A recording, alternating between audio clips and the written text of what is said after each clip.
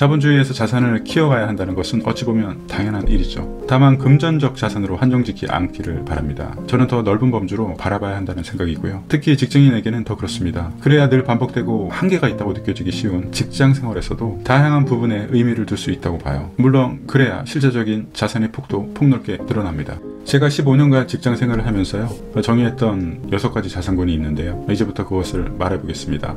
첫 번째는 사회적 자산입니다. 익히 잘 알고 있는 직장에서 평판이 좋고 핵심 간부들과 교류가 있고요. 각종 모임을 참여하는 외향적이면서 직장 밖에서도 다른 관계망을 가지는 바로 그런 고전적으로 사회적 자산을 많이 가진 사람입니다. 물론 지금도 유효합니다. 반면 유튜브나 페이스북, 블로그 같은 자신의 SNS 채널의 크기가 시간이 지날수록 앞에서 말한 고전적 사회적 자본보다 더 우위에 설 것이라고 생각을 합니다. 물론 지금도 그렇고요. 오프라인 세상에서는 절대 따라갈 수 없는 가속도와 확장성을 가지고 있어요. 그래서 전 직장인에게는 오히려 SNS 관계망을 지속적으로 키워가는 것을 더 권합니다.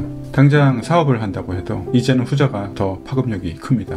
두 번째는 외형적 자산이고요. 관가하긴 쉬운데요. 이것도 사실 저는 인정하지 않았습니다. 그러나 자신이 가진 외형도 사실 자산입니다. 인간의 유전자에는 이미 그렇게 외형적 상태에 의해서 초반에는 신뢰 형성이 상당 부분 영향을 미치더라고요. 누구나 이미 그렇게 프로그래밍 되어 있고요. 그래서 상황에 맞게 옷을 갖춰 입는 것과 머리숱 그 정리 상태, 청결과 피부의 상태 모두 외형적 자산이 범주 안에 포함됩니다. 우리가 가져가는 비즈니스, 사업, 구직, 신뢰의 형성 이런 것들을 위해서 무엇보다 초반에 외형적 자산을 잘 투입해야 하고요. 꼭 타고난 것을 떠나서 그 상황과 위치와 목적에 맞게 옷을 잘 갖춰 입고 청결하게 하는 것도 충분하다고 봅니다. 물론 이것도 하나의 자산일 뿐이고요. 이것에 자유로워지려면 다른 자산을 더 키우면 됩니다. 세 번째는 지적 자산입니다. 계량화하기는 어렵지만 저는 사람을 볼 때 하루에 꾸준히 책을 30분 이상 읽거나 그렇지 않은 것의 차이로 보유와 미보유를 구분하고 싶어요. 그 이유는 지적 자산은 계속 변합니다. 매일 쌓아가야 하죠. 생각은 늘 물 흐름처럼 의미있게 흘러주어야 합니다.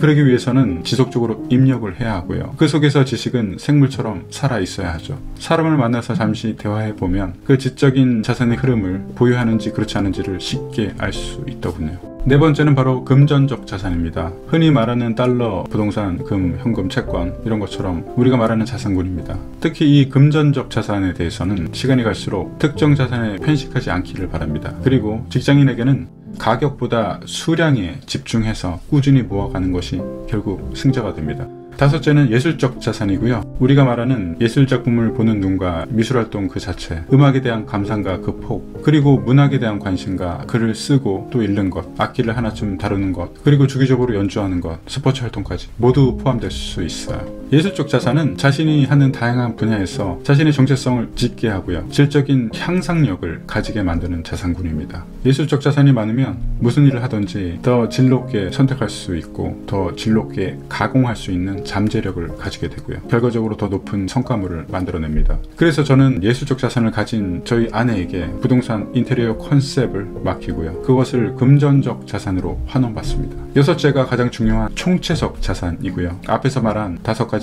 합산입니다. 다만 여기서 다시 0을 곱하거나 1을 곱하는 명료한 기능 수식이 추가됩니다. 여기서 곱하는 0에서 1은 신체적 자산이고요. 앞에서 말한 5가지 자산 중 일부만 쫓다가 0을 곱하는 사람들을 상당수 봤습니다. 예를 들자면 사회적 자산 형성만 몰두하다가 지속적으로 밤늦게 술자리에 불려나가지 말아야 하고요. 이는 사회적 자산을 높일 수는 있어도 총체적 자산을 급격히 감소시킬 수도 있습니다.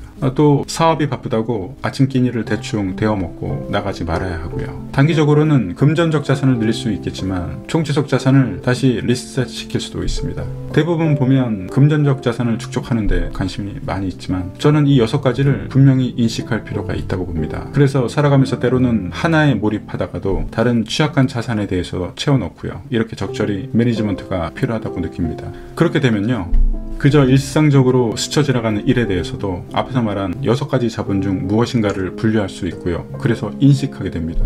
인식하게 되면 자신에게 담아 넣을 수 있게 되고요. 그러면 이 6가지가 서로 시너지를 내면서요, 오히려 전체적인 크기를 함께 증가시켜 주게 됩니다. 특히 일상적으로 흘러가기 쉬운 직장 생활에 있어서도 사소한 것들에 대해서도 의미를 분명히 찾을 수 있게 됩니다. 물론 저도 경험을 했었고요. 영상이 궁금하시다면 구독과 좋아요 부탁드리고요. 끝까지 봐주셔서 감사합니다.